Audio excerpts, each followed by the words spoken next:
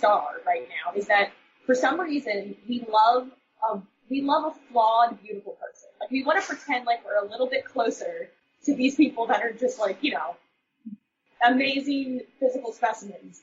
And like he has that here where it's like, well, we know who LL is, we know how, you know, amazing he is, but he's just like us in a panic. Yeah. He falls off things too. We like an impossible physique and a heart of gold. Sounds like no, who's this song? That sounds like a song. Sorry. I was gonna say Neil Diamond, but that doesn't feel right. Neil Young. Neil Young, there it is. Yes, I believe that is a lyric from Neil Young's Heart of Gold. Thank you for that. I had Neil right, and I oh, I love it. Yeah, so do we think it was a good decision to go into the oven? He gets in it right at the end. I mean, it does in the end work out well, but he goes through some trials before he gets out, and the shark doesn't. Could he have gone somewhere else? I have no suggestions. I don't know. Have you ever hurt yourself? I don't think, I've stubbed my toe before and I jump around screaming. So, I mean, this guy's being chased by a genetically modified shark. Yeah. I think you're just going to go for whatever you can, I would say. Yeah. Yeah, you can't debate, you know, should he have ran upstairs or not, because you never know. And once again, it's just Rennie Harlin beautifully building. He does this in his movies where you put him in an oven, the shark turns the oven on. He has an axe in his Chekhov's axe. He uses it to go up above and then jump out when the shark goes in.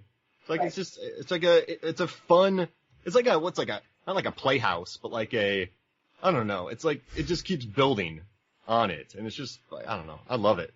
So yeah, I think the oven actually leads to some great gags. Oh yeah, I love it too. I just, you know, the only other option I guess would have been to try and get out of the kitchen and bar the door, but then the shark would still be in there. But I don't think at this point, Preacher's thinking, I'll get into the oven, then I'll somehow the gas will turn on, I'll get out and I'll blow the shark up. That's just the progression that it takes. So he's just thinking one step at a time. Yeah, exactly. And I know we're not there yet, but I think his decision to blow the shark up is like one of opportunity and not like he literally, you know, his line there is more like, yeah, I think I'll do this now instead of just like continuing to run away. But I think he just picked it because he was like, I guess I could hide him there. Who knows? I've got this lighter and I can say you ate my bird and it'll be cool. And it was. Imagine telling that story in a bar. Oh. Just how did you get that bite on your leg? Well, hang on. This genetically modified shark attacked me in a research facility. I think Thomas Jane does tell the story at large. Thomas Jane the actor, not the character. Yeah, allegedly. Wait, he tells a story of LL Cool J's character? Yeah, like he's like, as his character, but that like people see genuinely happen to him. When he tells his story, he's like, and I stayed on my feet the entire time. Yeah. I've never fallen over, not once in my life. Sure. Who do you think has the better story? Would it be Preacher or Carter what happened to them at the facility at Aquatic? I think Preacher, because he didn't ask for any of this. It's like something that happened. His answer just add in a paper they wanted to cook. I can cook. I was like, yeah, I'll go there. Turns out it was on this abandoned nuclear sub from World War II platform. It's amazing. It does kind of go back to like, I don't remember who's talking in the joke, but someone says like, yeah, no, there's plenty of ways for like black people to die. We don't go to the top. Oh yeah, that's Preacher to Russell. Yeah. Yeah, and so like it's like that logic. That's why because like I think when you watch a horror movie, a lot of people are like mad at people who like investigate or do things that you're like, you're asking for trouble, don't go do that. So again, he's like that surrogate for the audience where it's like, look, he's just doing a job, he had to do it. I was thinking that this is probably a pretty well-paying gig because it's very inconvenient and you're trapped there. So you have to be there all the time. So I feel like you'd get paid, you know, somewhat scale here. And then he's not like making chicken tenders. Like he is baking world-class cakes. He's making Helsinki Hollandaise. Yeah. Finnish pancakes? You think he can make Finnish pancakes before he got there? That's specialty. He is a fancy cook. So I feel like he would be paid fairly well here. And beyond fancy cook, it's well established that this is a creative outlet that is like genuinely inspiring. Like it's one of the things he wants to impart on the world. So this is, you know, by all accounts, a pretty good gig. And when we saw breakfast, we didn't see any of these things on people eating any of these. They were eating like little muffins, I think, little cakes. Oh, I missed that. Remember he made the muffins earlier on? Yeah. So Delicious muffins, though. Yeah, I mean, they look great. But I was saying, he made those as well.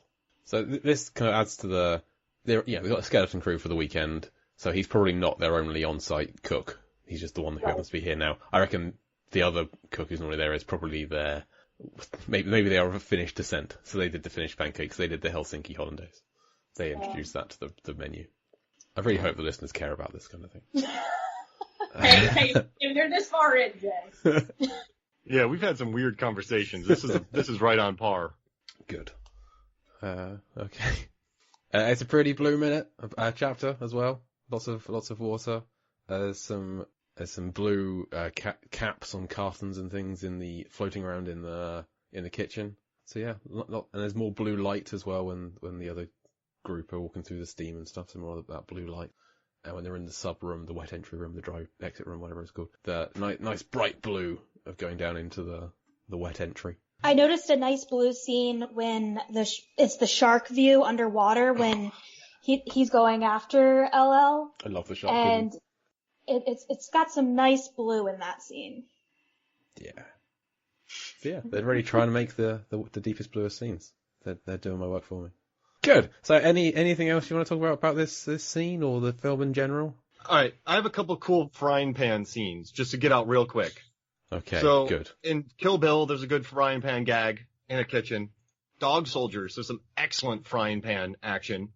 Raiders of the Lost Ark has a solid thing. American Ultra, Spy. Most of these take place in kitchens. Just wanted to throw that out there. That makes sense. And then The Punisher has a good one, too. A guy gets bonked. So I just had to I did some frying pan data, so I wanted to get that out there before we got For this or for something else? Oh, yeah, it wouldn't be weird. No, yeah, for this. I mean, it wouldn't be out of the ordinary. I mean, you talked about last week yeah. spending a month looking at Count Chocca's lineage. So That's the worst thing. That still hurts my soul. I'm looking forward to reading it. Yeah. So if you type in frying pan movie scenes, you just get Peter Pan, which is unfortunate because I don't think there's any in there. Oh god. Peter Pan's frying pan. Yeah. Good. Okay. I think that's it for this chapter. Is there any in Pan's Labyrinth? Well, there's the big dinner scene with all the grapes and that. Some of that food must have been cooked in a pan. Was that Pan's pan? Did Pan do the cooking? Wait, what? Alright, let's get out of here. Okay. Jess, Lindsay, what would you like to promote? Yeah, so we have a podcast, but it's been not happening. It's been in COVID quarantine. started. Because we really, we're an in-person podcast, so we've never actually done a completely remote episode amongst us. But we have, as of yesterday, discussed doing one soon. Ooh. So hopefully we get our act together and we record an episode catching up on what we've been watching. My movie watching has definitely hiked up since March, so... Mine's really dropped down. I don't understand. I've got all this extra time, and I've watched far fewer films. But I suppose I've watched more TV, so... We also, Lindsay and I did a podcast together a few years ago called Sorry in Advance. And we watched all of the Star Wars movies together for the first time, and we covered each one. And it was a heck of a ride. And check that out if you need some more Star Wars takes in your life. Ooh, I'm gonna listen to that. That sounds fun. Have you had any money from newcomers? So the Nicole Byer and Lauren Lapkus who stole your idea and did their own... No, Nicole Byer and Lauren Lapkus, who I used to love and cherish, have taken our idea just directly out of our hands and made their own podcast around it. And I don't appreciate it. But how would they... Yeah, it's not our fault that we didn't come into acclaimed fame before we started our podcast. You're doing it the other way around. It's Netflix show, It's like... Well, I'm sure it'll happen. And Lindsay, you also have Yes Please Vintage. Do you want to talk about that at all? Oh, I guess if people are interested in that, I have an online vintage boutique of housewares and clothing, and it's at yespleasevintage.com, and you can go there and buy stuff or follow me on Instagram at yespleasevtv. But yeah. Okay, very nice. As for this podcast, you can follow this podcast on Twitter, Instagram, and Facebook at Deep Blue Sea Pod on all of those. And email us deepblueseapod@gmail.com. And you can find me over at lifeversusfilm.com, where I'm hoping to have a review up of Blackbird, the new Kate Winslet, Susan Sarandon and Sam Neill film, as well as Taskmaster, the UK TV series Taskmaster is coming back, or came back last week when you hear this, and I'm hoping to do a couple of ranking posts on that, so head over to lifeversusfilm.com to read those. There's also The Lamb, the large association of movie blogs, over at largeassmovieblogs.com, and The Lambcast, it's a podcast where we talk about every aspect of film. Everyone on today's show has been on it numerous times. So find us online at various places there. And follow me on Twitter at LifeVSFilm, where I'm currently going through Buffy one episode at a time and reviewing it. Mark, where can people find you? Yeah, you can listen to the movies filmed. Oh, also, I just want to say thanks, everyone. We got us to Deep Blue Sea, the podcast. We got to number 20 on the charts in Great Britain. Yeah. So anybody out there listening, thank you for that. Thanks for getting us up there. Let's go for more. Let's do that. Then you can listen to the movies filmed. Top 10. You can listen to the top 10. We'll get there. I bet next week we'll be there. They're going to be livid about all of our pancake and cricket talk. Yeah, it's true. You might have to edit that out. They'll just be cheering on me. That's all I want. And then, let's see. Oh, Movies, Films, and Flakes podcast. And then I also work for Rotten Tomatoes, so go check out the Rotten Tomatoes is Wrong podcast. I work on that. And then listen to the Versus videos, which I work on. We just did a Craven versus Carpenter episode. That was a lot of fun. And then the Film Theorists on YouTube. I just put a video about Jason Voorhees teleporting. Go watch that. And then I got a Count Chocula thing, and an It Follows thing, and a Fast and the Furious thing, and an Aquaman thing coming out. So check those out on YouTube for Film Theorists. But yeah, that's it. For the UK listeners, he means Rotten Tomatoes. And Count... I'm just shaking my head and rolling my eyes. And Count Chocula is their equivalent of the Cocoa Pops monkey, I think. Excuse you?